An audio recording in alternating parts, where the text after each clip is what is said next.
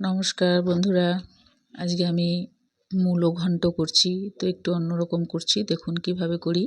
তো এখানে তেল দিয়ে দিয়েছি, আর এলাচ দারচিনি ফোড়ন দিলাম, তারপরে জিরে ফোড়ন দিলাম। এখানে পেঁয়াজ বড় বড় সাইজে দুটো দিয়েছি, আর তেজপাতা দিয়ে দিলাম।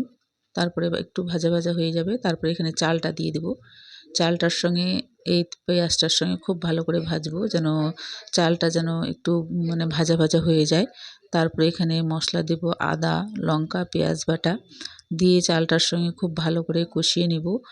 তারপরে এখানে লবণ হলুদ স্বাদ মতো দিয়ে দেবো, দিয়ে খুব ভালো করে কষিয়ে নেব। কষিয়ে নেওয়ার পর মশলাটা ভাজা ভাজা যখন হয়ে যাবে, তারপরে এখানে আমি মূলোটা দিয়ে দেবো। মূলোটা খুব কুচি কুচি করে কেটেছি, একদমই পাতলা করে।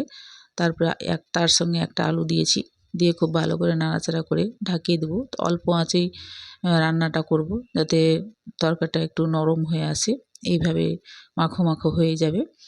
তো এই রান্নাটা খুবই ভালো হয় খেতে, আপনারা খাবেন আর খেয়ে আমাকে কমেন্টে অবশ্যই জানাবেন কেমন হলো। আর যদি ভালো লাগে লাইক শেয়ার কমেন্ট করবেন, ফলো করতে ভুলবেন না। যারা নতুন বন্ধুরা আছেন তাদের কাছে অনুরোধ আমাকে একটু ফলো করে দেওয়ার জন্য। ধন্যবাদ।